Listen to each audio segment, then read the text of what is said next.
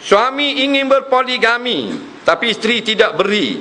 Hak ni hak dia nak tanya ni, dia koik dengan Fatihah dulu. Kutipan pada malam ini RM22,000. Alhamdulillah. Allah saja yang mampu membalas jasa tuan-tuan dan puan-puan sekalian. Orang masjid tak mampu. Jadi dia nak berpoligami. Poligami ni satu kebenaran dalam Islam, tetapi bagi orang yang mampu. Kalau tidak mampu, seorang pun tak boleh kahwin. Tak usah kata dua. Tak. Jadi nak kahwin jangan ikut-ikut orang. Tak. Biarlah kita mampu. Bini tak bagi. Memang fitrah orang perempuan dia tak bagi. Dia poligami ni memang bukan semualah. Kebanyakan orang perempuan memang tak bagi. Dia molek, dia sakit pun tak beri juga. Dia sakit, tak boleh bangun. Nak laki nak kahwin seorang lagi, tak bagi. Padahal dia boleh bangun dah. Duduk atas wheelchair dah. Ada juga gitu. Tak usah kata orang segar gini. Nak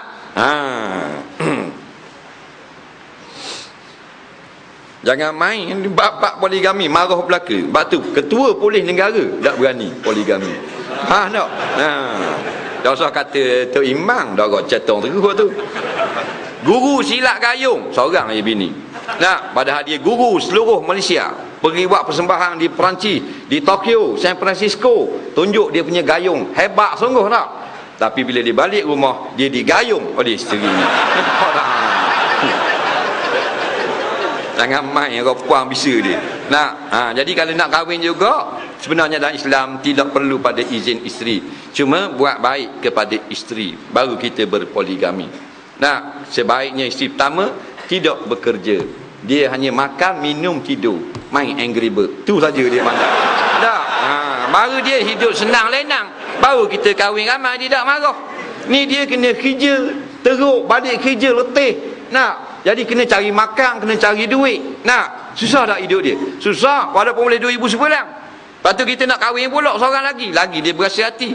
Jangan bagi dia kerja, awak duduk di rumah. Saya nak awak senang lenang. Tidur, makan, semayang, berjalan, makan angin, shopping. Mewah hidup dia. Kita pun kahwin seorang lagi. Marah tak? Tak marah. Macam Rima kalau lapar, boleh tak kita nak buat gurau dia? Rima tu 4 hari tak makan. Tapi kita beri dia makan 1 ekor kerbau gemuk. Dia pun makan kenyang. Beken tak lagi? Tak lah. Boleh naik atas pal dia okey. Ambil gambar tak marah. Rima. Faham tak? Tu. Orang puan jangan marah. Tapi dia memang banyakkan tak bagi. Nolak dia mati dah. Bangun mula dengar laki dia nak nikah seorang lagi.